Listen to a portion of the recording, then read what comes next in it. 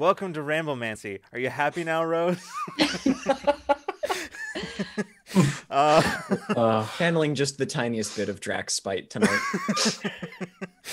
Welcome everybody. It's we're here with special guest Anabel Kay. Anabel, thanks so much for coming and joining us. Thank you for having me. Yeah. Tonight we're going to be talking about bringing stories to life. But before we do that, we've got a few announcements. Which are really just kind of our regular announcements. But for those who aren't aware, they'll be new. This very show, Ramblemancy, is starting to, has been for the past few weeks, going to YouTube. So our whole backlog of Ramblemancy VODs are going to be on our YouTube channel, so they're going to be up there in like 5 to 8 episode chunks until we are current, and then they'll just go. Each episode will go up weekly like all of our other content. So you can check that out there, all previous episodes, whenever you like, because the way that Twitch does their VODs is a nightmare to navigate. So yes, Edgeofit, chunks. There is that. Theoretically, barring any more cursed circumstances, In Too Deep will be back on Tuesday at 4 p.m. Pacific time. A combination of personal circumstances and tech gremlins over the last couple of weeks means that we haven't had our D&D show for quite some time. But we will hopefully be back for 1 week, and then we're going on a break. So the first full week of April, Rule of Lore, it will be dark. Keep an ey out on socials and things like that, and Discord and stuff like that, where we'll just make sure that you remember. So all of that stuff will be announced well ahead of time, just to make sure everybody knows. Edgeofit says the real heist was the struggle to get a regular D&D show together. Correct. As with all D&D, the BBEG is scheduling. So It's no different for streamed shows. I think that's mostly it. The latest episode of Infinite Horizon went up today on YouTube. So our Cypher System, our science fiction sci-fi game, science fiction superheroes, it's on YouTube now. So that is up there. John, you had something to say. Tomorrow night. That's right. We on do this have that. very channel. Yeah, tomorrow night on this very channel at 6 p.m. PST. 6 p.m. 6 p.m. PST. It's PDT now. PDT. God, because I hate everything is terrible. I know, it's terrible. Time in the United States. Anyway, at 6 p.m. PDT tomorrow night, you can catch Lucas, Freeman, myself, and Bree Donnan playing Borderlands 2 right here for a few hours, continuing our trek through the wild, crazy, chaotic campaign of Borderlands. There will be explosions probably caused by me, much to my companion's detriment, if experience is any teacher. So yeah. John is just that Eric Andre meme where it's John and explosions, and John's, why would John do this? Yeah, it really is. We have this Nightbot timer, or this Nightbot timer for a good reason. Yeah. Yeah. That's right. All right. Well, I think that's pretty much everything. Freeman, I thought you were going to say something, but just that I'm going to throw a lot of grenades tomorrow night. Sounds good. That's the way to go. All right. So, let's get actually, before we get into tonight's episode, I saw a whole lot of people in chat right now. I saw Karaoke Night 69, Rainy Keys, Koala Aquabear, Lines to Paper, hello and welcome. Big Damage 66, welcome. Ben Pamiar, welcome. Rose, hello. Geek Outs, good to see you. Edgeofit, of course, is here. Art by Smashley, welcome. Gemini Lightning, welcome. Oh my gosh, there are so many people here. This is a very... I saw chat is popping tonight. Chat is popping tonight. Awesome. Welcome everybody. For this is a Pictionary stream, right? Yes, it is. That's correct. All right. So, in order to get started, we have a tradition, which is John. What do you got for us? I remembered Damn it. 5 seconds ago that this was our tradition, is that Lucas throws me under the bus. Always, every single time. I lulled myself into a false sense of security by doing one of the announcements and be like, okay, yeah, all right, I've done my part for the show now. I can just like pack it in. Yeah. But no, what do I have for tonight? So I remember when we were kind of thinking about tonight's episode, like in terms of like what we might talk about. There are a whole lot of us here tonight who do a lot of different creative things, from like art to writing. And Annabelle, I know you have you said you have some film and TV industry experience. Yes. So there's a lot of different, I think, ways that we get from an idea to a story, or to something to the end there, like whether it's a still image or like a TV show or a piece of writing, whether it's poem, prose, game, whatever. So I don't know. I think there's a question in here somewhere, and if I flounder long enough, I'm hoping that I'll find it. That's my favorite way of asking questions, right? Is just sort of like just talk around the question and let other people use synthesis to sort of put the question together themselves in their mind. It's like the IKEA furniture of questions. With a little bit less like just drawing a summoning circle in parts and then chanting the name of the cabinet until it assembles itself. Like, I'd rather have that than some of the instructions I get from IKEA, though, to be honest. True.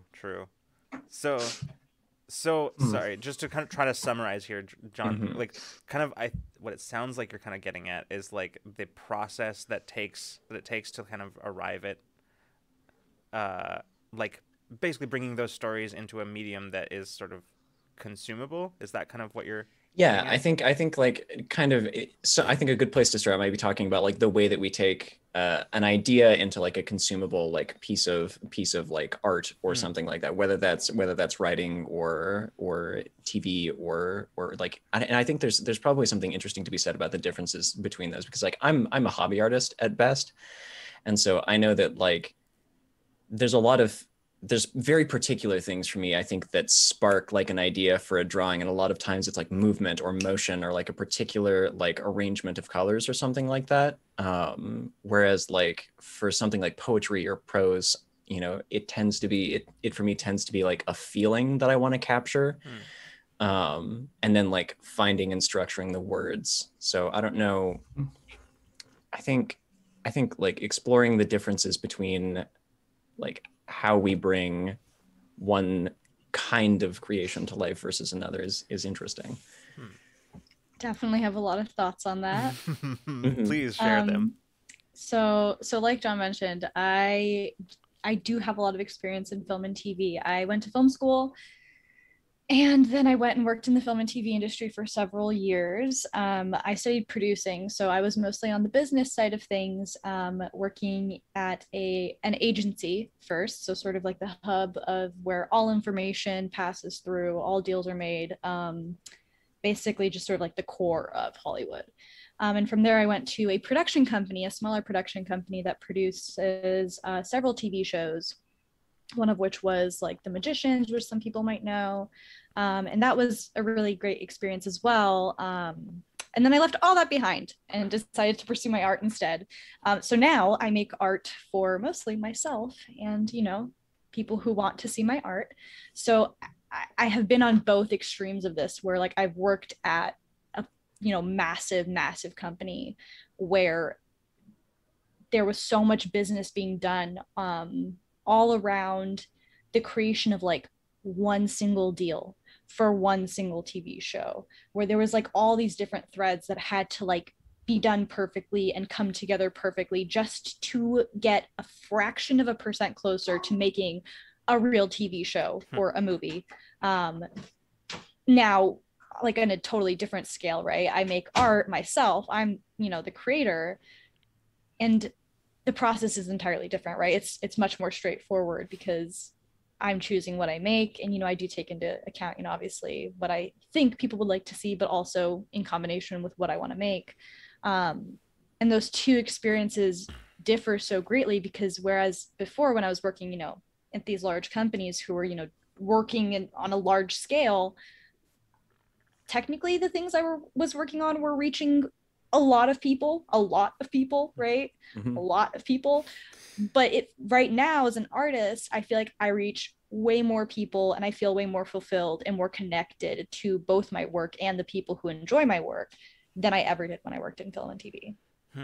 That's really interesting. Sorry, just that last bit especially was like just how like because you mentioned the magicians, and for like I was literally watching the last season earlier today. So like it's interesting thinking about that in terms of like how that is objectively the things that you're doing is reaching a much larger audience, Right. but like on this level, like the things that you are directly involved with, like your specific creativity is reaching probably more people in a way than it was in that kind of that larger space. Yeah. That's really interesting. Like if you think of it as like the amount, so I worked at the production company, and there's so many players involved with making a TV show like that. You know, you've got the studio, you've got the network, and then those are like two massive entities. And within them, there are multiple departments, multiple executives, multiple of every position. You have the physical production crew, you have the actors, you have all of their agents, you have all of their deals. There are so many things that go into it just for a single episode. And that's with the show already existing on air. So, you know, working at a production company, you know, my job was, you know, often giving notes, scheduling meetings, you know, giving notes on cuts, things like that. But that all filters through like my boss, who then goes on to the notes call, who then gives the notes. Then there's a second notes call that includes the studio. And then there's a third notes call that includes the network, who get the most important say in the notes, of course, etc. You're in everything you do filters through so many different avenues that by the time it gets to, you know, like the final cut that the editor is doing, like that's going to premiere, it's so hard to feel any sort of connection to what you've done. Yeah. At least it was in my position there. So whereas right now when I make a piece of art, you know, it's like a very instantaneous connection that definitely resonates with me a lot more. And it's not to say obviously that, you know, working in film and TV isn't fulfilling for a lot of people, but that was something that I was really missing. And even though you can sort of trace those degrees of like, well, I did this and that happened, you know, 1,000 more times, and it resulted in this, it's just a very, very different relationship with whatever you're working on and what you're creating. And I think it definitely, for me, that difference was huge and was ultimately one of the reasons why I decided it wasn't for me. Yeah. That's interesting, because that's interesting to hear you say that, right? Because I know that one thing that I personally have talked about on this show quite a few times is like my motivation behind creative endeavors. It's almost always like you can pretty much actually creative, forget it, anything I do, almost anything that I do, like my motivations behind it is like needing to be seen, like not like spotlight kind of seen, but seen as in understood, right? And so like that drive is something that I understand very well, right? Like that need to have like your creative vision be something that, you know, you go from point A to point B basically with it, right? In terms of who you're reaching and how you're reaching them. Like I think that that's a very powerful creative motivation. Definitely. And I think another key part of it is not necessarily just having that direct line of, you know, like I created this and then putting it out and it being very clear, the connection, you know. Another part of it for me also is like, what is in between you and what you're creating, you know. Presentation, right? We talk about presentation a lot and how that affects what you're presenting. So when I post a piece of art, you know, I post mostly on like Instagram, but I also post on Twitter. Sometimes I'll post on Tumblr, etc. And sometimes I post it on ArtStation, right, which is like the most like portfolio, like professional site for posting your art. All of those different places, you know, when I post my art on them, they're received in a different way based on where I'm posting it. So when I post it on ArtStation, you know, people are going to look at that piece and think of it as, you know, a portfolio piece for work, versus when I post it on Instagram, it's usually fans of a certain book series or TV show or whatever, you know, they're going to have an entirely different reaction. But it's still like a very direct method of presentation, right? Because I post it and it's out there in the world. When I was working in film and TV, there were sort of all these different filters that information would go through, a lot of which were political, a lot of which were, you know, some were logistical, right? Mm-hmm. Physical production often affects how you want to do things, regardless if you gave a good note. If it's something that's like not feasible to be done in production, right, it might not go through. Things like that. But there are so many different layers that whatever you did had to go through, that by the time you get to the final presentation of whatever you're working on, it's been affected by all these different things. And sometimes it's not for the better, right? Like, especially when, you know, political things get in the way in terms of like, well, the network says we can't do this because, you know, it might come off this way, or they, you know, don't approve of something like that. Mm-hmm. And it's not always obviously spoken. But they're very tangible things that affect the show in the end. And it's something that's very hard to see when you're on the consumer end. You just think, oh, this is how I'm receiving it. This is probably how it was intended, right? Yeah. You don't always know what all those different things were that affected it. So it's almost like sometimes like things would happen and you want to like shake the viewers and go, well, this is happening because of all these things that you have no idea about. Like, you know, you can't. You can't. And I still feel that way sometimes with my art, but it's much easier to have that control, at least, of like knowing, okay, when I post this piece on Instagram, people will probably think this and like it, or when I post it here, like people will see it as a good portfolio piece, etc. It's just a totally different world. Yeah. Wow, that's really, really interesting. I like that. I'm always fascinated by like that side of media, right? Like the production side of it.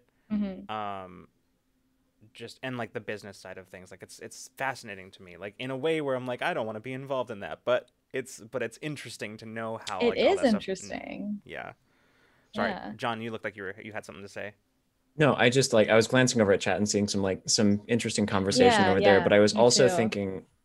thinking just about like, as you were talking about like the things that like the studio pushes back against, or like the company pushes back against, versus like what the editors or like the writers want. I was just thinking, because I was literally, I think, talking to Lucas earlier this evening about the Legend of Korra, or maybe it was somewhere else, but there was a, I don't know if it was us, but we were talking about the Legend of Korra, and not just having like a woman as a protagonist, but a woman of color as the protagonist. And then there was the whole like trying to get Nickelodeon to portray like a queer relationship at the end of the series, which they like ultimately wound up having to make explicit in the comics afterwards, after the show was no longer airing. And so it's just like the kind of stuff that like consumers see a piece of, and then there's so much more going on behind the scenes. Yep. Those kind of exactly. Yeah, Korra is a great show to use as an example for that. And I think, you know, I guess this is also another good topic that we might be rambling into, is when you are a creator of any kind, you know, and not even a creator, but when you have the insight of being a creator, you know, whether you make art, you know, prose, whatever, how does that change how you consume art? Because for me, and this is, you know, if you have any friends who have gone to film school or have worked in the industry, you will know that they are the worst to sit through movies and TV with. The worst, because they call stuff out before it happens. Something happens and they go, oh my God, they explain why it happens as it happens, right? Because there are certain things, right, that are, you know, especially common or whatever, and you can look at that and go, oh my God, they tried to fix that in post, like, you know, or like, wow, they clearly ran out of budget to have that actor in another scene. Like you just know these things, right, from having experience yourself also. So it's interesting to me, you know, I look at a show like Korra, right, and this is something that a lot of people have, you know, also talked about, because it's come to light, obviously, the studio issues and things like that with the show. But like when I first watched through the show, it was so evident, like right away, that, because I didn't watch it right when it came out, it was so evident that there were so many directional changes in terms of what they wanted to do with the show across every single season, that by the end it felt like every single season was an entirely different show. You could tell that there were things going on behind the scenes that were affecting the show negatively. And I think about that because I know I'm always the person to ruin watching things with me, but I also feel like in a sense, it's sort of made me a little bit more forgiving, because when I watched Korra, I know a lot of people hate on it for these reasons, but I know why these things happen. I've had them happen to things I've worked on. You know, I've seen it happen constantly. So when I watched Korra, I was like, you know what, like in my mind, I can appreciate it for what it was. I can appreciate the character, the show, and what they tried to do. And I know that there were definitely probably people pushing, not to, suppress like the queer relationship and like not make it as visible and things like that. But I know what mechanisms exist that caused that. And I still appreciate that that there was an attempt and that, that's a push forward in that direction. And it allows me to sort of go, okay, well, I see what they tried to do and I know how these things get squashed. So I can appreciate it for at least what it was, Right. Yeah. And it's wild to me, like particularly using Korra as an example here, that like it's clearly something that the audience like very much felt, and like didn't necessarily have like the context for, but it was to such a degree that it was no longer just a thing where like a film and like somebody from the industry or somebody with an educational background and that is looking at it and going like, oh, I see what they did there. Like it's the fandom or like the viewers like feeling that something is wrong, but being like, I don't know quite what to ascribe this to, so I'm gonna like chalk it up to like bad writing or something like that. When like it's the source of the problem is elsewhere, like somewhere in that sort of million like little steps along to make that piece of televised media a thing. I see Azalea in the chat laughing because her daughter is named Korra. That's excellent. No, we love her. Korra, your Korra is perfect. We love her. Don't worry. Yeah, I kind of wanted to move a little bit more because like I as much as I find this specific topic fascinating, I also know that like it could very easily be its own topic on its God. Now I just really want to do that. Anyway, but oh no, I'm making a note for sure. Yeah, definitely. Yeah. But I wanted to talk a little bit about sort of the like I don't know, personal process a little bit, right? Which is something that we've talked about on this show before and as it pertains to various other topics. But I was thinking about this like as you were talking, and because there is this side of it, right? The commercialized sort of side where it's like, like you were talking about Anabel, where it's like going from one person passed up the line to the next person and so on. And eventually you have like this sort of, whole that gets placed out. But when you're going on the much more individual creative side, right, there is a much more kind of an easier process to follow, right? Because it's just you or just you and maybe a couple other people doing it, depending on what it is that you're working on. So I kind of wanted to go into circling back to John's original question, which was talking about like like that kind of like this, like how you personally, and chat, any of you who are out there, feel free to answer this question as well. We have a zillion very talented artists in chat right now, so feel free to weigh in. Yeah, absolutely. So we basically like, how do you take that initial idea and just start breathing life into it? Basically, like what are the things that you do? Yeah, I think I can't really think of a better way to ask the question I'm trying to get at here, but yeah, that. For me, it's usually a pretty concrete process in terms of a lot of what I draw, most of what I draw, is inspired by, whether it be a song or a TV show or, a particularly good book. I see lots of crying and self-doubt. I feel that. I feel that. That is a good. I feel that. But for me, most of it is like usually based on that first pop of connection with something like a lyric or something. If I can get that just like initial inspiration, that's usually enough for me to then build on itself when I start sketching. Because I will. Don't judge me, especially if it's like a song lyric or something, I will listen to the song on repeat for literally days. Okay. I know some people think that's sacrilegious, but okay, I do it. Or if it's like a book, like if it's a particular scene, I will like reread the scene like for days on end as I'm sketching and drawing it up. I sort of go into this like spin cycle, where I just like live in this one little thing that's like, inspired this entire piece.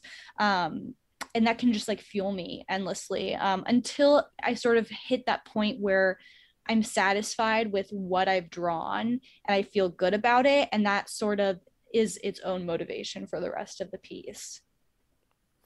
Yeah. Also, it's a lot of crying and self-doubt. Yeah. A lot of crying, self-doubt. No, that's so interesting because like that I do the same thing. Also, like as you were talking, I'm like, wait a minute. People are actually think that listening to the same song on repeat over and over again as creative process is a bad thing?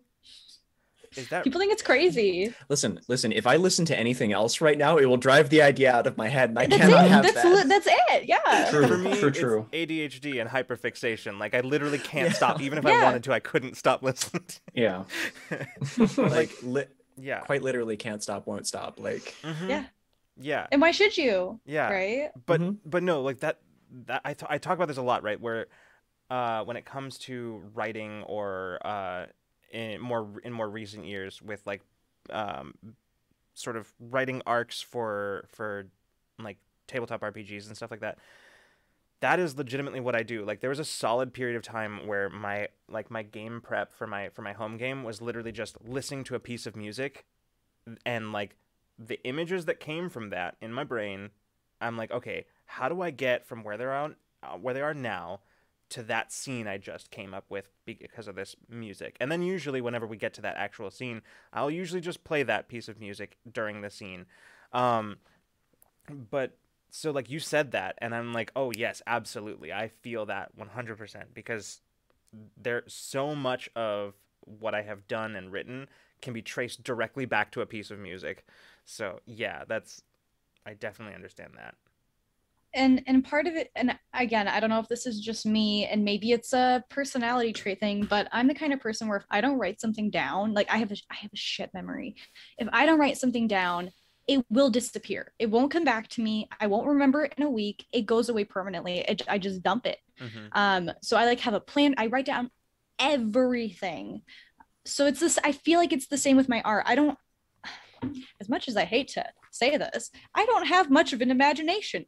I don't imagine like scenes in my head. I'm a very I don't know if there's like a specific term for it, but I have to, put things down on paper in order to create them. I can't visualize well in my brain. You know, when that meme was going around on Twitter where it was like, how do you see an apple in your head? And I was like, people can see shapes in their mind. Like, what?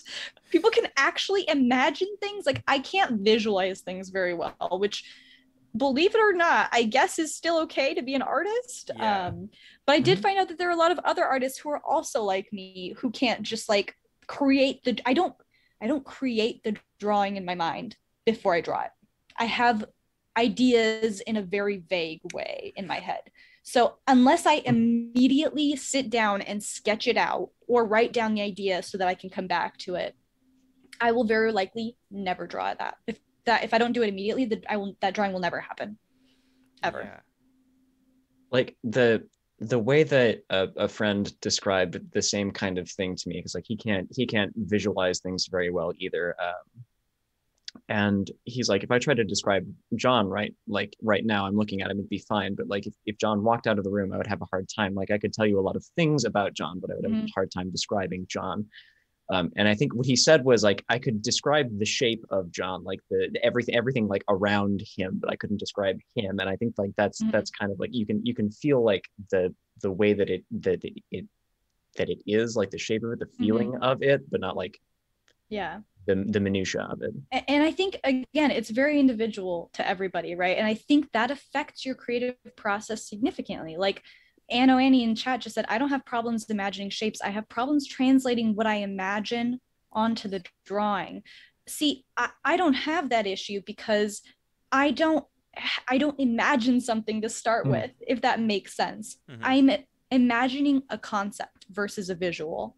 right? I think in my head, this song really inspires me. Like I think of like a woman sitting on a stool with a radio, like looking like mournfully into like the distance or something. Like I don't have an idea of like, okay, this is exactly how she's going to be sitting, like, et cetera, et cetera. I just have a concept. And I think in a way, because it's so vague, that helps me a lot of the time, because it becomes whatever I create it on the page, rather than feeling like, oh, it's not turning out exactly like it is in my mind, because there really wasn't anything in my mind. Yeah. I think I kind of like operate in the same spectrum as Anna, like where I see something very specific in my head, and then like it's very easy for me to get frustrated. I'm like, I know what I want, but I can't make I don't quite have like the mechanical skill to make my hand, like my arm, or like I don't quite know how to manipulate the colors of this to make it do what I want it to do. Mm-hmm. This is reminding me of a conversation, Freeman, that you and I had a while back when you were writing like character journals for Mason. Mm-hmm. Oh God! when you were writing those like years ago. Yeah, it feels like. But yeah, like I remember you talking about not just this, but also even from like our previous conversation, because you also used music for that as well to like kind of inspire that. Mm-hmm. I mean, do you want to talk a little bit about that? Oh, well, I'm not really a writer, Mm-hmm. so I'll take all the tools I can get, So and also like the energy of writing. But the thing that helps was, since I was writing for a kind of like a film noir detective type character, what really helped was putting on jazz music. And another thing that really helped was just, generally being really in love with this character, I realize. Because the more you have invested, I think, the more passionate you are about something, the more it translates, I feel, in this scene in the writing. So I think a lot of it is kind of just getting really connected with the character to begin with. Mm-hmm. And that was probably more important than the music, actually. But the music definitely helped.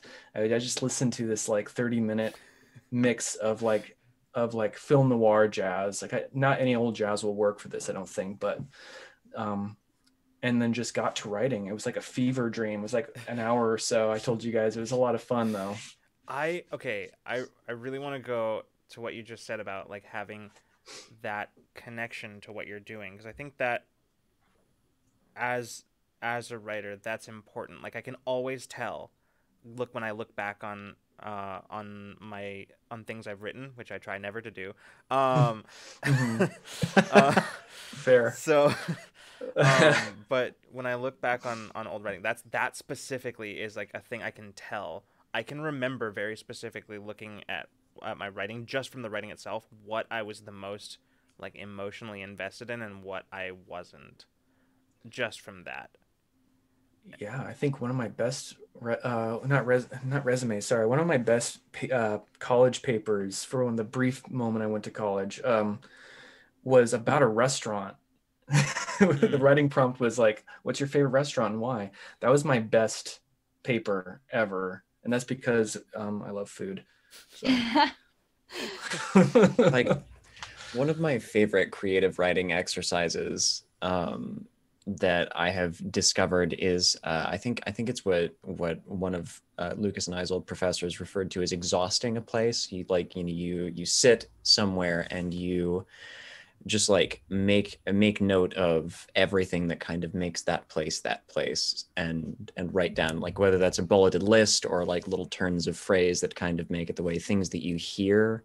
They're just kind of taking in like all of the things that your senses can detect about this place. And I was just thinking about, like, so I've done that several times to like restaurants that I've been at before.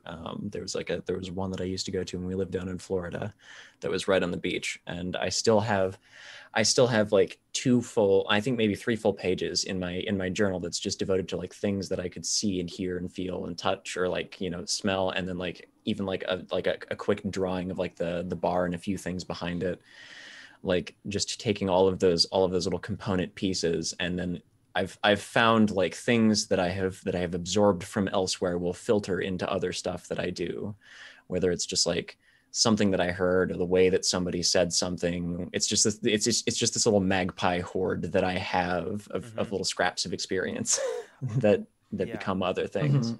I wanted to point out something because I saw it in chat. Alistair was saying, I have a hard time forcing myself to sit down and write, so I just do so when inspiration strikes, then maybe not touch it for days and days. But like you said, like you were saying, I can tell the difference between forcing it and just letting it come. And I think that's really important. Not because I think amongst a lot of writers, okay, I'll preface this by saying I don't think I was a very good English major for a lot of reasons, but mostly it was because I disagreed with so many of the things that I was taught constantly. But one of those things that I remember I see all the time is a piece of advice that I think is kind of common wisdom amongst writers, those who write professionally especially, which is that, you know, inspiration is great and all, but nothing beats just sitting down and writing, just whatever. And I'm like, okay, yes. But here's where that kind of becomes an issue for me personally, which is that if I'm not inspired to write, I'm not gonna do it. Like, I'm not going to do it. So like, I understand that inspiration, this sort of, is kind of a fickle thing. But that said, I think it's not a thing that you can just sort of afford to completely dismiss as like oh yeah, don't rely on that, because the things that have come from using it for me personally are incredible. Like, those are the things that I feel the best about that I've created. So and just jumping off that, like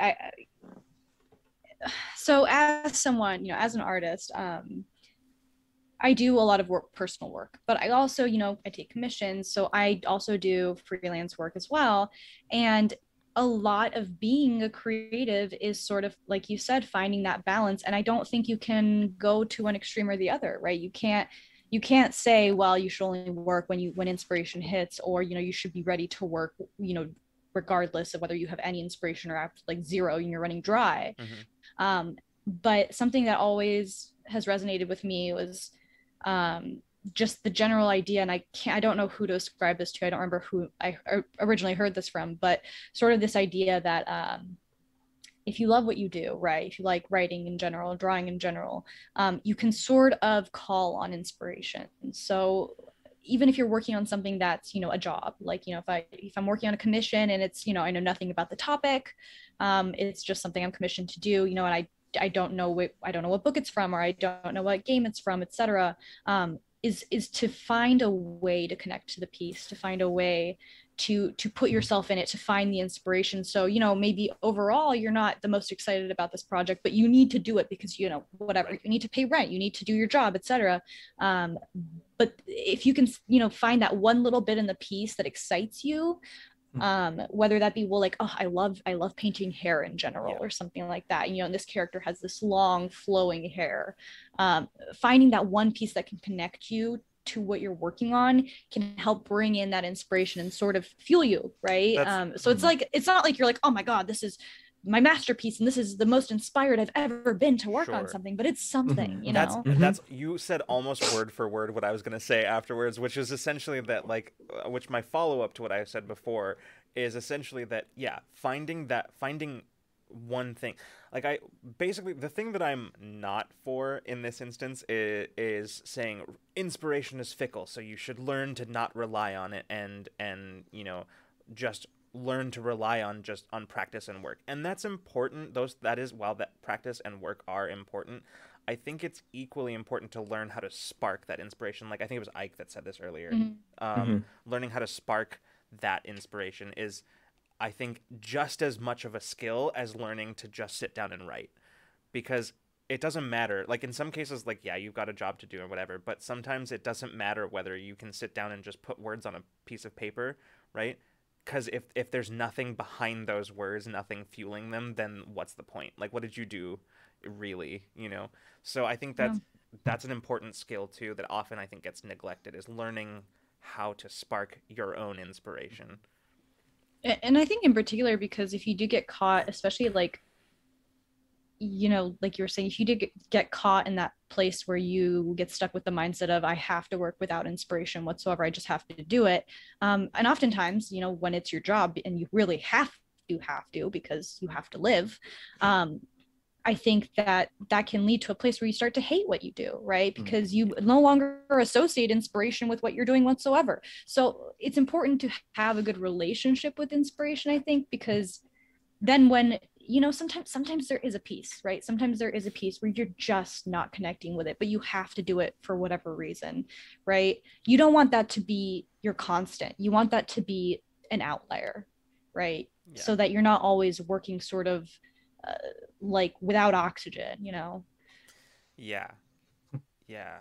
That's really important. And like it's true. Like several people I saw it saying about like sometimes, especially if you're relying on your creative work and those sorts of things, um if you're doing that to like pay bills or whatever, it's important. It certainly is important to be able to like just be able to go regardless Yeah. of whether you're feeling it or not. That's important. I think that said, I think there's a middle ground here. Like I don't think that there is necessarily one or the other. It doesn't have to be that way. And I think that's kind of what everybody's mostly saying is that's what I see. But Like, yeah. it takes me back to I talk about this talk at Gen Con 2019 all of the time, but Shauna Germain, who's an awesome writer and game writer, gave a talk about creative resilience at Gen Con 2019. And it was such a good talk. And I remember her talking about like just the like making these little rituals for herself, like things that she does to like kind of zero herself in. So whether that's like, just like setting a candle on her desk and lighting it and then like doing a few things, like the act of getting out her journal and like setting a pencil in it and doing a few other things to like kind of focus in, or like as like a lot of people in chat have been talking about, like kind of those ways that we look to prompt ourselves. Because I think every single one of us has tonight mentioned the way that music has inspired something that we've created very often. And like, that's I think one of the ways that we look to spark inspiration for when we can't just like, when we don't have it like naturally for something, or when it hasn't just like, as many people think it is, I think just like handed to us on some sort of divine like platter from above, and now the artist can work. Like, Yeah. Well, that's the other thing, right? Is as so often I feel like the word inspiration, I think, is very often used in the same way that the word talent is used, which is to like describe something innate and magical that just sort of comes to you, and some people have it and some people don't, right? Like that, and it just isn't that. Like that's just not how it works, you know. yeah, it's an inspiration really is an intersection of creation and consumption, right? You see something else, and then like that connects with something else up here, or just like a feeling that you have, and then those two things together, and you the creator, now like that mixes together into something else that's interesting, and you're like, ooh, okay, I have to make this now, right? It's inspiration is in itself kind of an act, like. Definitely. And like Alistair said in chat, she said, I reread my early work in the story too, hoping to get something that excites me, and then I can jump off of that. It's like exactly what you just said, John, right? You're sort of you're trying to basically jumpstart it, right? So sometimes, when I'm working on a piece and I don't quite have that connection with it yet, I have to find it. I go out and I look for it. I look for what can excite me. Can I add something to it that will help create that connection with a piece, whether that be looking at other similar types of artwork by artists that I admire, or finding music to go with it, whatever it may be. That's sort of what I mean by looking for that little thread of inspiration for something that might be otherwise tedious work. Yeah, Edufit was talking about something very similar, which is like inspiration is one thing, but I agree that you have to find a connection to what you're working on. I work in a quality control lab for pharmaceuticals. I have to write all sorts of dry, terrible reports, and I have to find stuff within the report that I find interesting, and I'll research some stuff. most of which won't make it into the report, but it helps kick the report off, and then I can just push through the rest of it. And like, I cannot tell you how many college papers I got through simply because I was putting jokes in the paper that like only I understood. How do you write a paper otherwise? Yeah, How? like Someone tell me. I cannot tell you how many papers I did that with. Like I just full on memed in my papers, and I knew my professors weren't going to understand what I was talking about, so it was just for me. I completely agree. You have no idea how many papers I wrote in film school where I'm pretty sure my professors read the paper and were like, I asked her to write a comparative essay about, the mise en scène of two films, and she wrote about Brokeback Mountain and In the Mood for Love, two films that have essentially nothing to do with each other in any shape or form. But man, I had fun with that paper. Oh my God, Rose, they gave me an A. So I think that at that point they were just like, okay. Yeah. Rose, that's incredible. Rose says, I got through a theology paper by naming the file, "It's the One Ring, bitch." But see, that's what I'm saying is like something so small as prompting yourself to like laugh at a joke like that about something you care about can literally fuel an entire otherwise tedious paper. Yeah. Well, like my senior paper in college was about Dungeons and Dragons because that's the kind of English major that I was. But there was somebody else in my year who wrote like this very like clinical analysis of like the way that the Seven Hells and Dante's Inferno were like played off of each other, and it was a solid paper. I also slept through that presentation. The thing that kept me from doing that for mine was like writing the introduction and the conclusion both as like a piece of narrative. Like I was just like, it is Friday night, bitches. Everybody is around the table. There's dice and pop and like the remains of snacks everywhere. Nobody remembers any of that because there's a giant red dragon in front of everyone and half the party is dead. Like, like that, like I led into it essentially like describing this rich, like interesting fantasy narrative, and like I was like, this is for me and only me.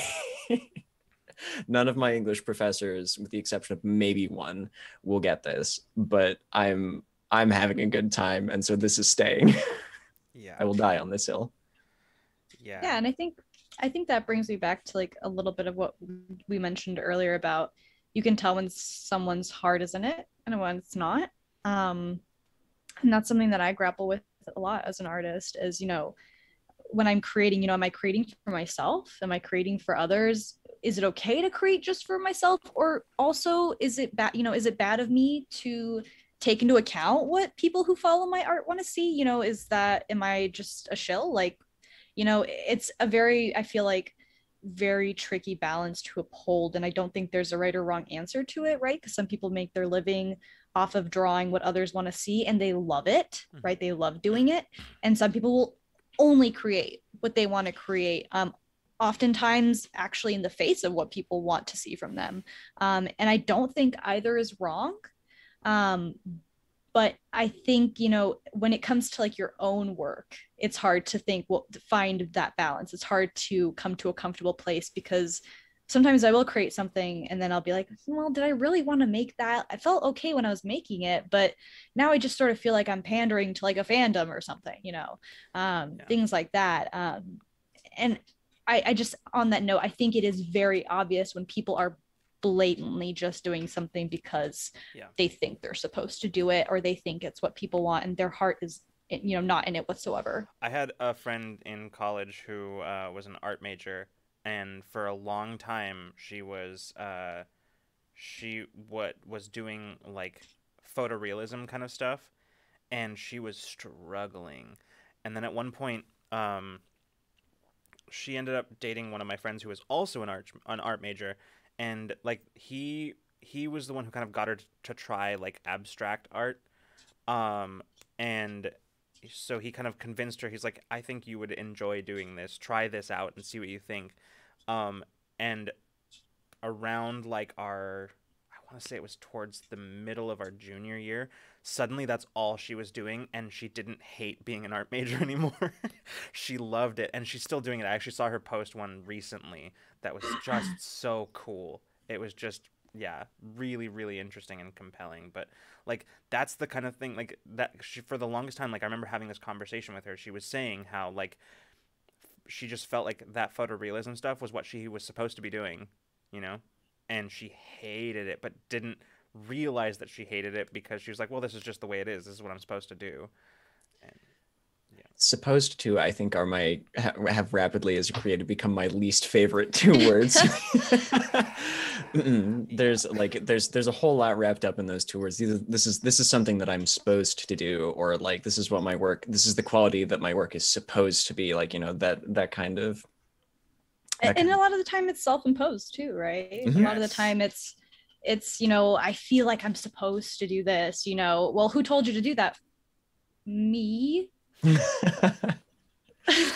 Oops. Yeah. You know, you realize that you're your own bad guys sometimes, you know. I'll be like, I don't feel like I can post this. I don't think it's up to par. And like, you know, everyone will yell at me like, Annabelle, like it's great, post it. And I'm like, I know, but like I didn't spend like 20,000 hours on it. And they're like, what, who created that arbitrary, you know, that arbitrary requirement? Well, I guess I did.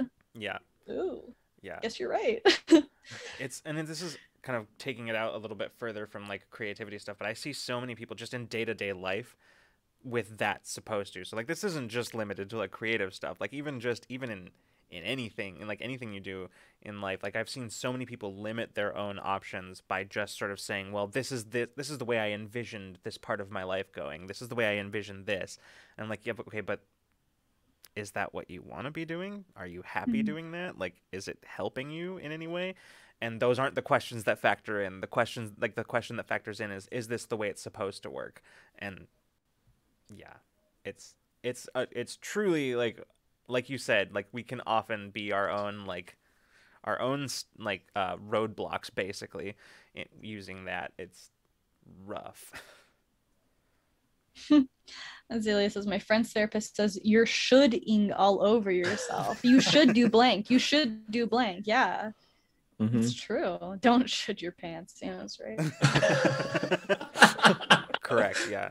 Don't do that. Wow. Just be kind to yourself. Yeah. Yeah. Huh. Man. Sorry, and I'm just sort of like digesting all of that because like. Because we all do it. Yeah. Mm-hmm. Right? Like you said, it's not just an art. It's with everything. Yeah, no, like I can point to examples of times this week when I have done it to myself. I know like many conversations where John and I have had where I have bullied John out of thinking that way.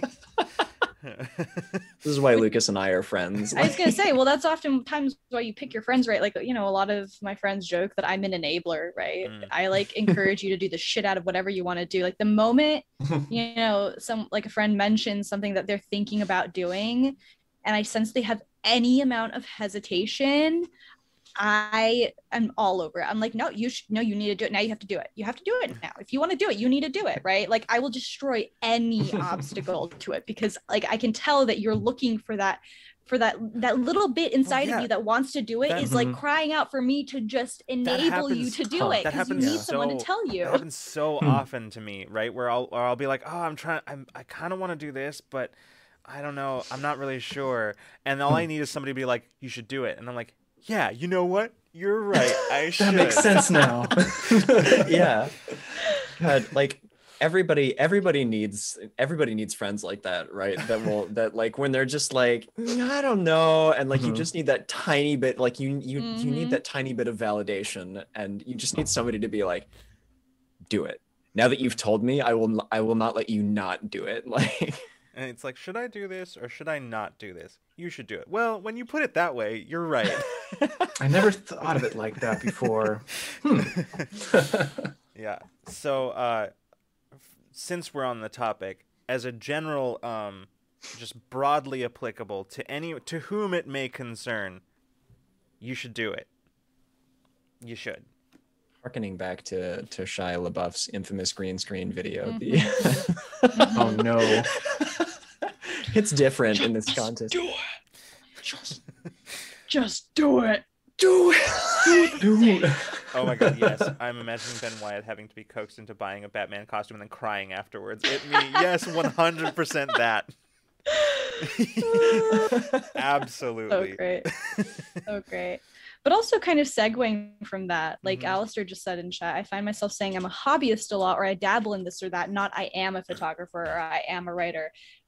And I think that's an interesting part of it, right? You know, we need enabling not just to do things, but to feel confident enough to own things, right? Mhm. A lot of people feel like, okay, well, I draw, but my primary source of income isn't my art. Am I allowed to say I'm an artist? Am I allowed to say I'm a professional artist, even though my primary income isn't my art? It's something else I need to do to support myself. You know, and I find that a lot of my friends run into this, you know, as do I, because it's like, well, what point are you allowed to say it? At what point are you allowed to say I am a professional freelance artist?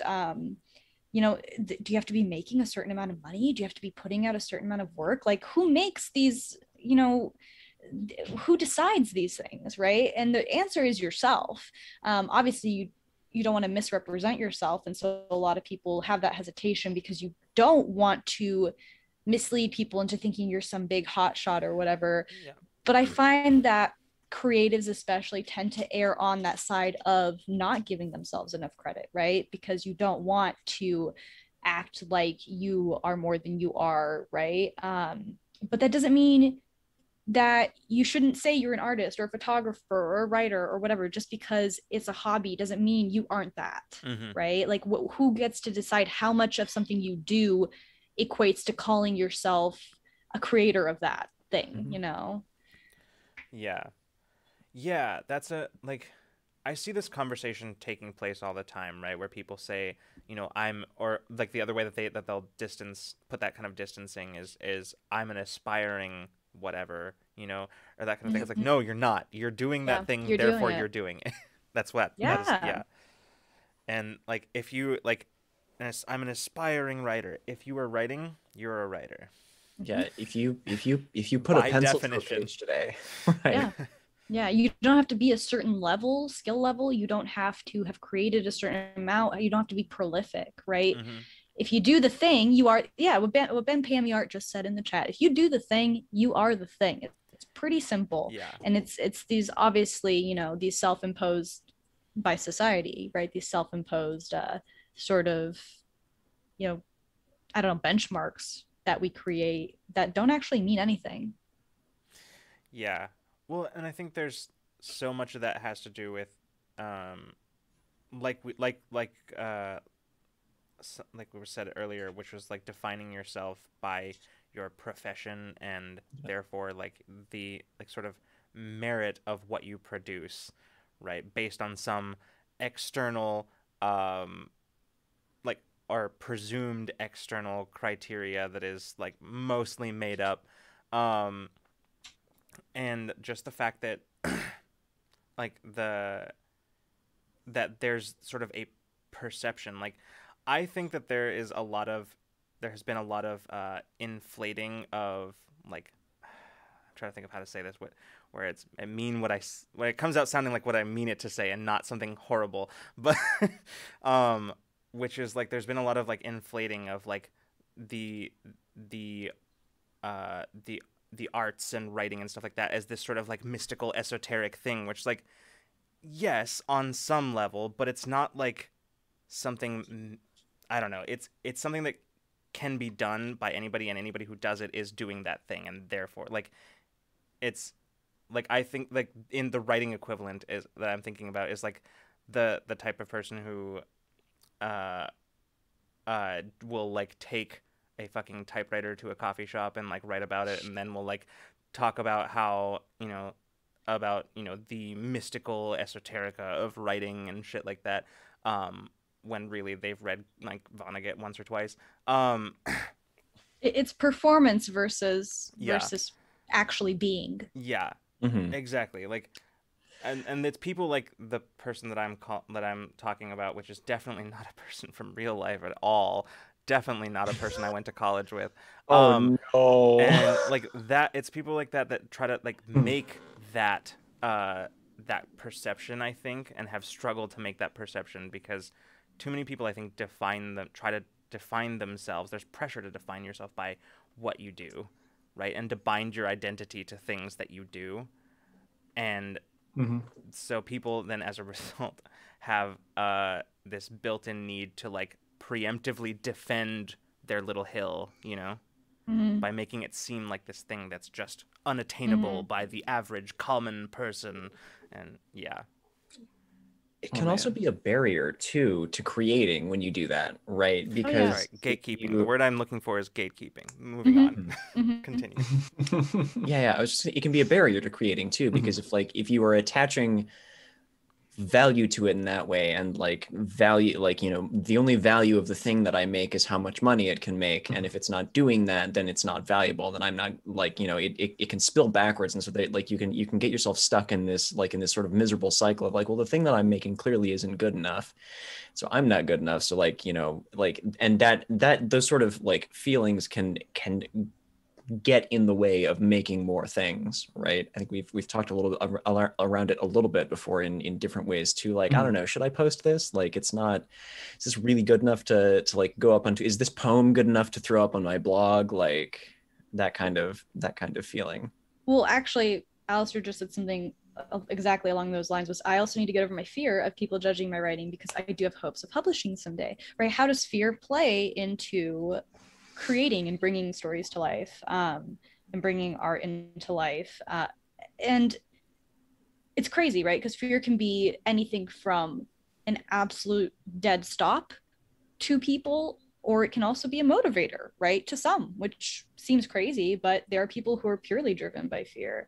And, you know, I feel like a healthy dose of fear is not bad, but I think for the most part, all of us can agree and relate that fear more often than not becomes overwhelming and warps your creative process and clouds your judgment and, you know, makes you doubt yourself. And it's a hard hurdle to overcome when you're creating something, right? Because when you start to feel that's not just, you know, you have a healthy amount of fear, right? I want to perform well, I want to create a good piece of art. The problem is when it starts to seep in deeper than that, and it starts to actually affect what you're creating, and furthermore, if you're even creating, right? And it's just it's an interesting thing to think about. Yeah, that what Alice was talking about is something that's very relatable to me personally, because I went on the whole journey, right, in college, where I became an English major because I thought I wanted to write scripts, and then it was because I wanted to write like movie scripts, and then it was because I thought I wanted to write novels for like a day, and then I thought it was and then I was like, well, maybe poetry, maybe I want to write something, right? And I went through the whole journey and like looked into publishing and all that sort of stuff, and at the end of the day I realized it really wasn't for me, because not because of like, I mean, on some level fear, yes, but also just that I realized that I didn't want to go through all of the things that I had to go through in order to like reach like a publication standard, because that wasn't what I really wanted to do with writing anyway. Like, I wanted to do something like to tell stories and to realize the just vibrant images that I had in my head, or like those things, but I wasn't sure that I wanted to go and do it that way. And so that specifically what you're talking about, Alistair, about like the question of like questioning yourself, going like, does anybody actually want to hear about the things that like the story that is something that's very familiar to me and very relatable, and for all of those reasons and many others. And so like I feel you on that is basically where this whole rambling train was going. I relate, and you're not alone there. Yeah, I feel like writing is sometimes a good way for me personally to like sometimes communicate with either friends or with audience or whatever. I mean, a good way to indirectly communicate, and they can be like, oh, this is a part of Freeman's mind that I wasn't aware of, when I can't actually convey that with my mouth. Yeah. The brain to That's a the really good mouth point, does yeah. not. Yeah. Yeah. And then I write it and I'm like, oops, I posted it. There you go. Yeah. Like there's and a lot of times I will write something and then I'll read it afterwards and I'll be like, I was really working something out here, wasn't I? Yeah. Mhm. Oh yeah. Yeah. Oh, Oh there's yeah. All the Absolutely. time. a very clear example of that happened very recently for me. Oh my gosh. Everybody, thank you so much for the gift subs. Yeah, Everyone... Sorry, go ahead, John. I was gonna say we've had several gift sub bombs, a couple from some anonymous gifters, and also thank you so much, Noggin. Yeah, that's thank you everybody. No, even recently, like I was going through, although I was aware that I was going through it, but that's what I was doing, but like just had like one of those bad brain days, you know, and I was like, I need to write. And for the first time in years, I actually sat down and and wrote poetry for the first time in 6-7 years, something like that.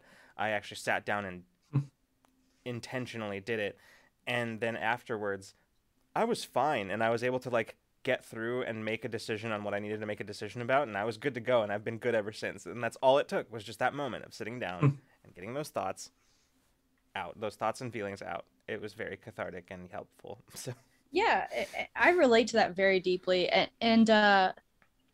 and like Alistair, just once again, Alistair's in my brain tonight, mentioning how she remembers when her family dog died, she wrote a poem but didn't share it because it was more about her dealing with her own stuff than needing to share it. You know, it can be a very personal thing, and it also can be something that, you know, you use as a way to connect with others, like Freeman said.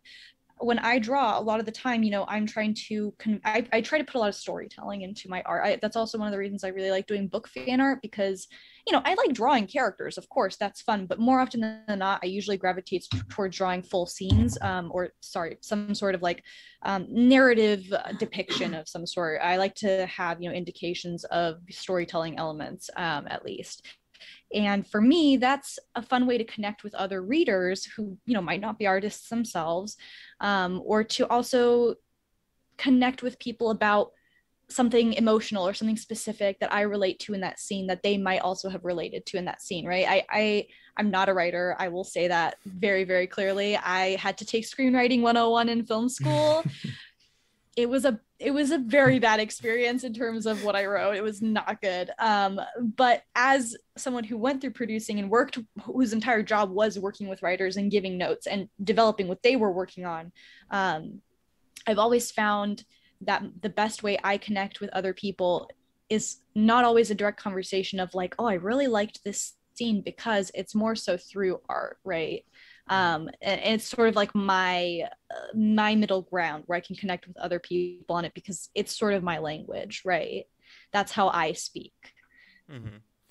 Yeah, that's, I'm thinking about, right, like, just from my understanding of art, which is purely secondhand, like a visual art is purely secondhand. It comes through, you know, other people. But thinking about what you're saying in terms of what you were just saying in terms of like visual storytelling, or like alluding to stories that are happening, I'm thinking about that there is definitely equivalent to that in writing. Like there's absolutely like a thing that I do. Show not tell. Yeah, exactly. Right. And like in poetry is where I'm the best at it. Like when you talk about screenwriting going badly for you, for me it was short stories. Couldn't write a short story to save my life, and I almost literally had to. Anyway, but like poetry in that, it's about like alluding to the thing, like using imagery and like metaphor, using analogy to like, and associations, especially like using associations, like um for you it might be like a particular pose or like a color scheme or something like that you might use in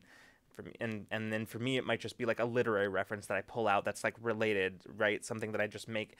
And I think that that's so fascinating. That's like one of my favorite things to do in writing and storytelling of any kind, is just to have those small allusions that help people kind of contextualize what you're doing and saying. Like, yeah, and it's on varying levels too, right? Like there are some references that are so small, so niche that, like, you know, what I've had pieces of art where I have done one tiny little detail, and someone in like one person in the comments out of however many tens of people will go, is that on his hand, like his hand out of this whole illustration, it looks like the skin is lighter and the band around his finger, is that like an ode to like his dead wife from years and years past? And I was like, I see you. Yes, it was. I can't believe you caught that. Oh, Like it's like from like the littlest things. that happens to me all the time in like with running Infinite Horizon, our sci-fi supers show. Because I do the same thing. I translate that what I learned in writing to my like running the game, and I'll just include little nods to things here and there, and it always makes me so happy when somebody like picks up on what I was doing. Like it's not usually relevant to what's happening, just a little nod to something that happened before, um or like a reference to something else entirely, right? It could be anything, but it always makes me so happy when somebody picks up on it and is like, "Huh, that's interesting." So yeah, I that's I feel that. I wrote a poem a few months back. I think it was during the fall, when I was having some, particularly powerful quarantine vibes. And as with many of my poems, I think like touch and smell are two senses that I always go to that well, because they're both very, very potent ones for me. But I remember like I was essentially like alluding to several senses, like the presence, really just like talking about the presence of other people and missing that. And that was most of like the gist of the poem. But I knew that there were two or three people that would look at that poem and be like, I recognize this, because like it was a sensation that I had experienced like with somebody, like with someone. And I talked to one of them later and I was like, by the way, was this my living room? And I was like, yes, it absolutely was. Like, you know. And just to go come full circle here, this is one of the ways that I personally help find inspiration for myself in pieces that otherwise might be totally foreign to me, right? Is, I will find, I'm drawing a piece. This character is very, melancholy, and they have a very tragic backstory, and so, whatever, right? There are certain things that I love to go to convey that emotion and convey that mood that, the person commissioning the piece might have no idea about. Nobody who looks at the piece, might not make that connection. But in my mind, maybe adding this kind of flower, this kind of flourish or touch or whatever to it conveys that emotion for me. And that can help, give me that inspiration for the piece, even though no one else knows it, right? Yeah. I think that's kind of like when we were talking about that earlier. That is kind of what I was when you were mentioning that. That's kind of what I was envisioning. Really, is exactly that. So like the little details, the things that other people wouldn't necessarily notice, but are like mostly for you to get you through it. Yeah, exactly. My camera is not cooperating. Sorry. I was like, what does the pencil Look at mean? this pen. Oh yeah, what is is this like a? This is my inspiration. This particular pencil. No, my camera's just is being difficult. Yeah. I guess. I wanted to go back to something because I just remembered like a more concrete way of talking about this when it comes to writing specifically. But like the idea of should, right? Like the kind of bogus self-imposed stuff. Because talking about my journey in my English writing, like my English studies, like made me remember this, which is I mentioned before that like I couldn't write short stories to save my life. It's not because I can't write them. It's because at the time, there's something about academia that arbitrarily decides what is legitimate and what is illegitimate, right? And it is arbitrary. It's just at some point, like within writing, reading, that sort of stuff, within literature, it's like, yes, fantasy, science fiction, that's not proper literature, proper writing, anything like that. If you want to be taken seriously, you have to do this, right? You have to be writing, like John was talking about, like the other person who was writing like their senior paper on like Dante, but using D&D to sort of like get that right. That frustrates me, but not like that the person who made that choice frustrates me. It frustrates me on a personal level because I did that to myself for a long time. Like I couldn't write short stories. I did such a bad job on all of those assignments because I felt like there was such pressure on me to not write the things that I knew and the things that I could write, but to write a certain kind of short story, the slice of life kind of, whatever, of talking about somebody's deep emotional state or anything like that, whatever it was, that was something, that's what I had to do in order to be taken seriously as a writer. And the fact is, in my classes, that was true. That was true. I knew that within workshops and anytime I was working with other people, I wouldn't be entirely taken seriously. To my face, maybe. But I knew what kind of attitude was going to come with those things, and that I would be quickly labeled as that guy who writes only insert X thing here, right? And sort of dismissed because I'd seen it happen to other people. Like one of my good friends in the English department got labeled early on as like, oh yeah, that's that guy, he's weird, he writes this kind of stuff and whatever. And that was the end basically for him, like being taken seriously by anybody. And it sucks. It really does. And I wish that one of the things I wish the most, I realize this is like going on for a while, but one of the things that I wish that I had learned earlier is to just fucking write whatever I wanted to write, whatever I cared about writing and all that sort of stuff, because I would have been happier, more successful, and just in general a lot less stressed out. So like, yeah, anyway, just to make kind of a more concrete example of how shoulding yourself can be seriously detrimental to like the creative process. But, yeah. And it's interesting that you say that because like, I didn't go to school I don't consider film school art school, right? It's not the same thing to me. Because I was definitely, I was at a film school that was very much so purely film and TV driven, like business driven, industry driven.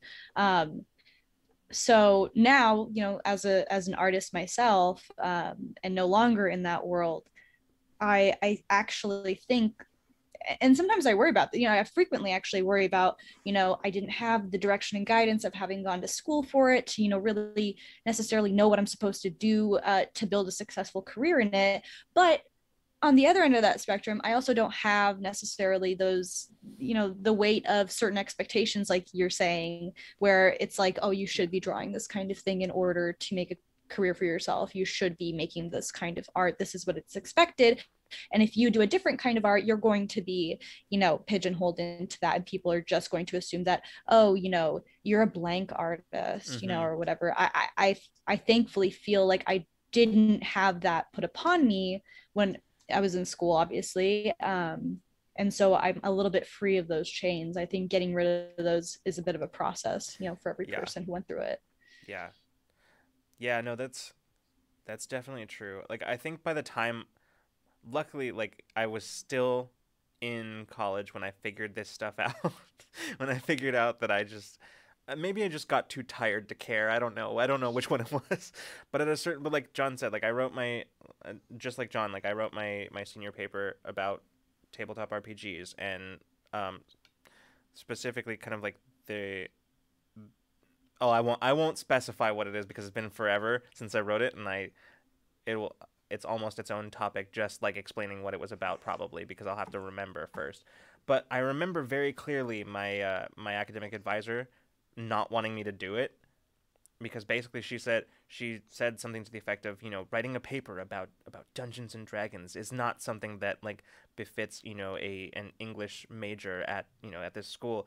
And I remember walking out of that meeting feeling like really bad, and then immediately going, wait a minute, she doesn't have any say in what my senior paper is. She has no decision making power as to this. So I said, fuck it, I'm gonna do what I want, and I did. And like that was weirdly a revelation to me in that moment, where I was like, I should have been doing this the whole time, just saying fuck it and writing whatever I wanted. I don't know. Yeah, yeah. And it really does show how much who you're doing something for affects your passion to do it and your own creativity. You know, something that I try to stress to people, because it's, you know, not common knowledge, but people often, you know, we're all, probably all of us are readers, you know, casually, or some of us more avid than others. But, you know, it's always like a thrill when you hear that a book series that you like is, you know, being developed for television or whatever. From my experience, you know, having worked in the industry, I've read many, many great scripts where I'm like, this would be incredible. Like, this needs to be made. I would go running, screaming down the hallway about the magic of this script if it would get it made right now. But the reality is who are these things being made for, right? These scripts I'm reading, you know, these writers, these screenwriters who are, you know, writing these beautiful pilots, adapting books, whatever, who is it being made for? You know, you're ultimately pitching to massive corporations, right? And they have their own criteria and their own motives, and a lot of people don't realize this, right? So, you know, you think, oh my God, this book series is incredible. Why did it get picked up for development? And then the TV show never got made. It just sort of, news stopped coming. It just sort of, you know, died in development hell, as they say, right? Well, I don't know. Maybe it's because it was an incredibly unique take on a vampire story, but also this network in particular already has a show on the air that hits that exact range, and they don't need another show targeted at this specific age range or on this topic, because they already have one. It doesn't matter if the script was literally the best script about vampires they've ever read.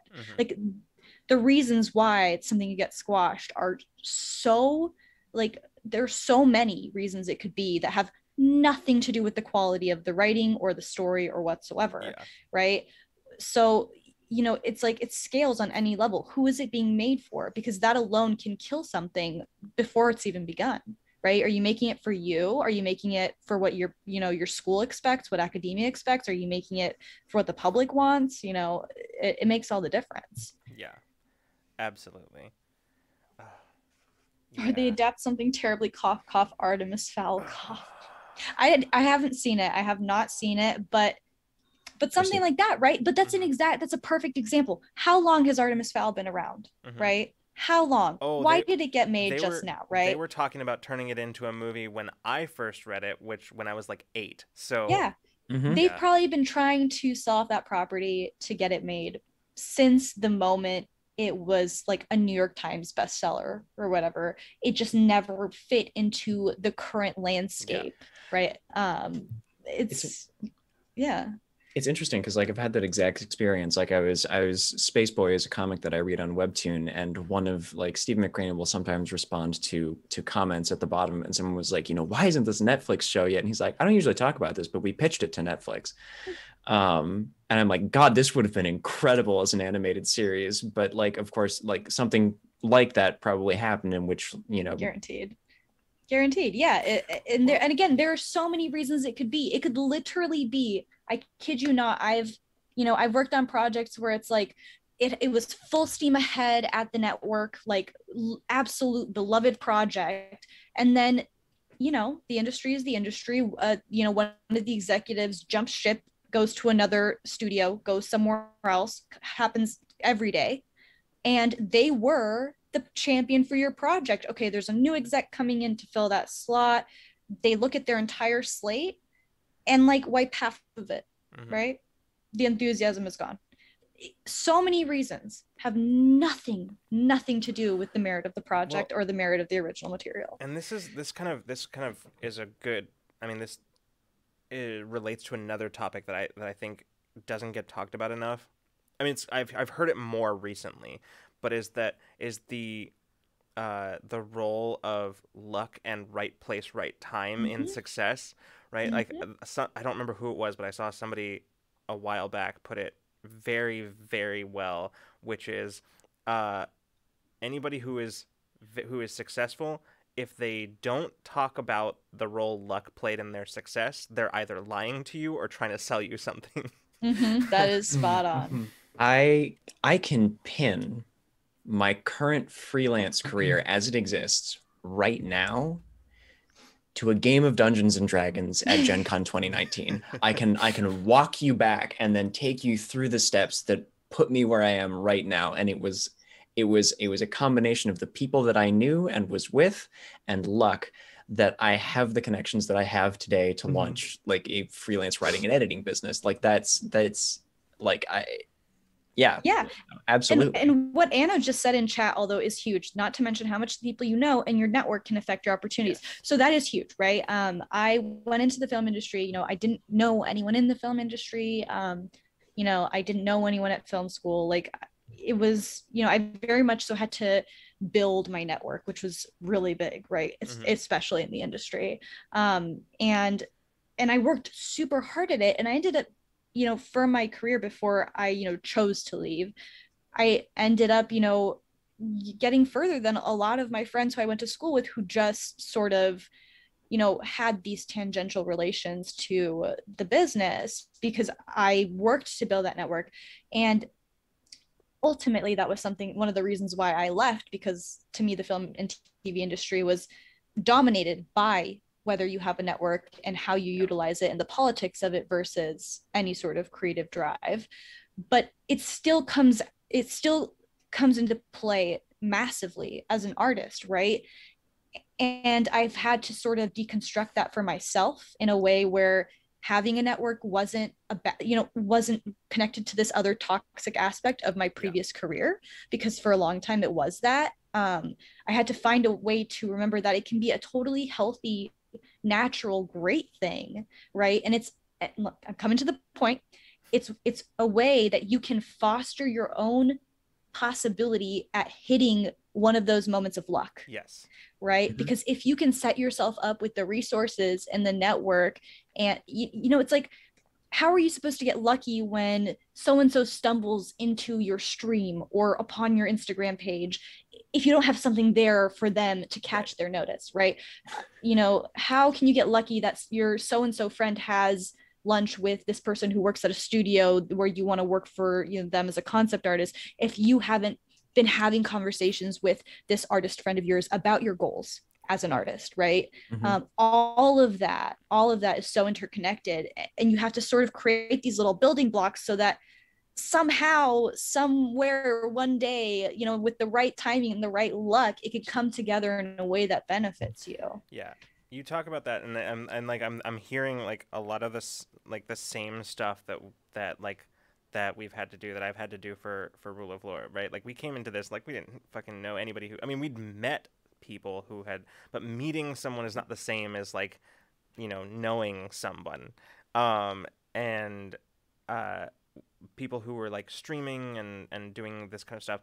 I didn't know anybody, and everything that most of what I've done for Rule of Law has basically just been through talking to people, meeting people, reaching out to people, and building relationships with people. Like that's and the important thing is, especially with like the way that we want to run what we do, the important thing is that we do it in a way that is genuine, right? Like you're talking about. So it's not toxic, it's not built on that, on a sense, like sort of a level of transactionalism, right? It's built on like actually trying to form relationships so that, not to build an obligation for people to help you, but to build a genuine desire for people, right? Like to build genuine connections. And that I think is kind of, it's interesting as you're talking about your experience on the other side of it.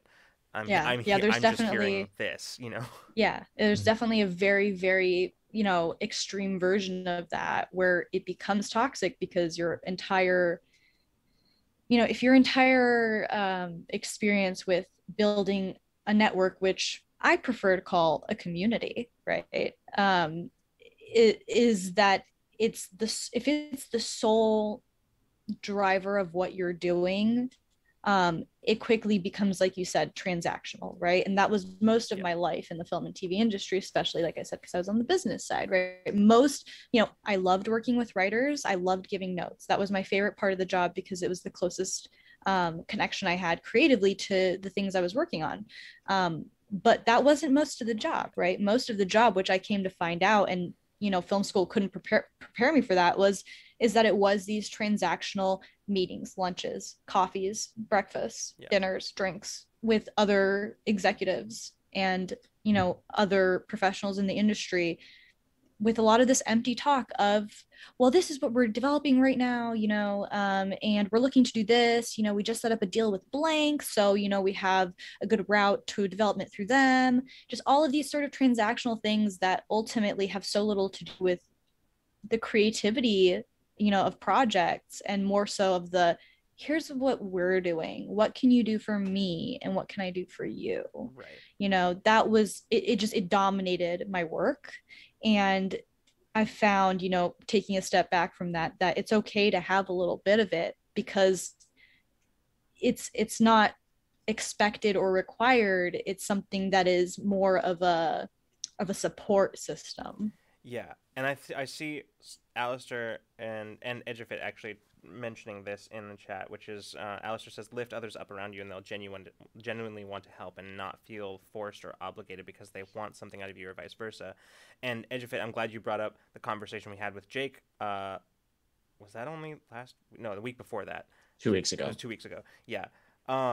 When Jake Kyle from Q Times was here, and we were talking about this, about the one of the things that we like so much about streaming and doing what we're doing is just the fact that there's competition, in the sense that you have, if you have a stream at the same time that somebody else has a stream, if they're watching that, they're not watching this. But that's that kind of passive level competition kind of thing, right? It's not like anybody's actively out to fuck each other, because the people who don't last very long, because they get pushed out because people do not want to work with them, and that's one thing that I do like about this and what we do. And and Edgefit, you're exactly right. Like Jake talking about how he wanted to create an environment where people wanted to, and were excited to work with him, and now that they felt and not that they felt they had to for exposure. And yes, exactly that. And I think especially with streaming, it's very evident when someone isn't being genuine in that way, right? I mean, as an artist, I can tell you it's very obvious to myself and to, my community and my friends, when someone comes into chat. And, I frequently, when people come into chat, one of my first questions usually is, are you an artist? What kind of art do you do, et cetera? Tell us a little bit about yourself. But it's very obvious when someone comes in, and before you even ask the question, they're trying to drop a link, or something. It's very, very obvious, right? And it's I'm not gonna kick you out, immediately or something. But that's when you can tell that their interaction with you is not that genuine, and they're not reciprocating that, right? If it's coming from me and I'm trying to be genuine with you, and you're trying to, use me or just sort of get attention, it comes off that way very evidently, because the environment I've tried so hard to create in my stream and my community is the opposite of that. So when you come in like that, it's glaringly obvious. Yeah, absolutely. Okay, so these guys keep showing up and telling me I can become famous. Oh, you get them too, huh? Yeah. oh yeah. I mean, we actually haven't had a bot come in trying to sell us views in so long. I didn't have one for 2 full months, and then they came back this month. Oh no. See, now that I've said it, the streak's broken. Yeah. Well, listen, we are almost 10 minutes past our normal stopping time, which is normal, but usually that additional 10 minutes is spent us trying to leave. So not even there yet. No, we haven't even reached that point True. Yet. Ashley, is this the podcast where I learn how to become famous? Oh man. Yeah. I love telling the story every time bots come up on the stream. I love telling the story of how the first time we got bots in chat, I'm like, is this it? Have we made it? We made it. The bots are here. That's how you know when they come for you, right? Like I And could then tell. everyone in go ahead. I was just like, I could tell I was starting to get traffic to my like my freelance website when I started getting emails through the submission form from like You're like, from I'm on the bots. radar. Yeah, from bots that were like trying to get me to like spruce up your website in this way. I was like, oh my god, you guys.